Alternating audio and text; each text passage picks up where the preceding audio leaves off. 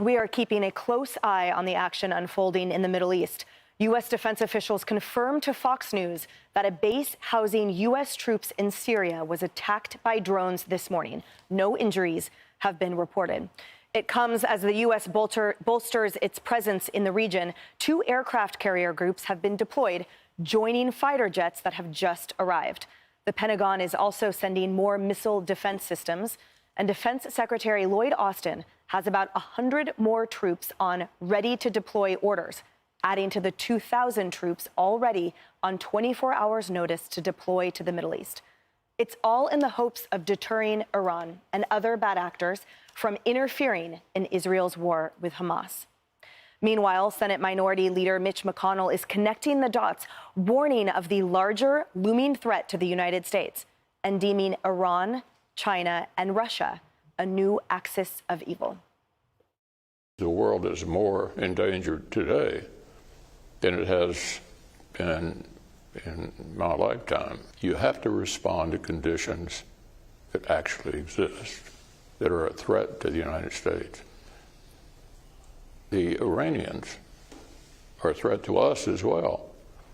And so this is an emergency. It's an emergency that we step up and deal with this axis of evil: China, Russia, Iran, because it's an immediate threat to the United States.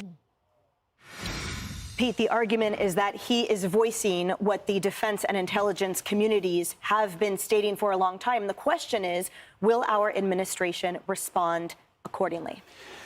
The problem is I don't even want to say little, no faith in this administration to execute, no faith in Lloyd Austin at the Pentagon to put together a coherent military strategy. And then you just have targets in the region who are not deterring anything. This is the administration that was going to deter the Ukraine invasion, that was going to deter the Taliban from taking over Afghanistan. They're obsessed with climatizing and climate change in the military. And then real threats pop up. And all they've done instead is drive Russia into the hands of China, empowered Iran with money and the capability to reach a nuclear bomb. Imagine if they had a bomb and what the situation would look like in that scenario. So it's good to have troops there if you're really going to deter. But if you're led by fools, which we are right now, and I mean, Mitch McConnell could say that he's part of the same foreign policy consensus that brought us to this point, then it doesn't make you feel good about the situation we're in, even with all that combat power. And Tammy, that's exactly the point, that apparently deterrence hasn't worked at all, given that just this morning our troops yet again were fired on. Well, look, and then you've got, whether it's McConnell, people who've been in Washington for decades. And the answer has always been for decades, just stop. Israel, just, go in, then stop and withdraw, have a ceasefire, send in the aid. And it's over and over and over and over again. And this is what you end up getting. You get an entity that believes the same damn thing's going to happen, and it encourages them. They push it further and further and further. And that's what we saw. I don't know, maybe Joe Biden would call what happened on the 7th a limited incursion. I don't know. But that is the problem. It's not just your opinion. What you stated is the world's opinion. And we saw that after Afghanistan was the panic in Taiwan and other places about people feeling like they're on their own.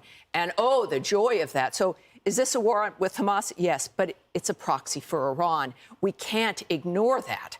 And I think that this is what, when will more Americans die? In all likelihood, just like they did in Afghanistan. This is on the hands of Biden and everyone in the establishment who's let this grow into the cancer that it is. Kayleigh, Tammy brings up President Biden. 3/4 of Americans believe in funding to secure the southern border, and the same amount approximately to fund this war, to support Israel.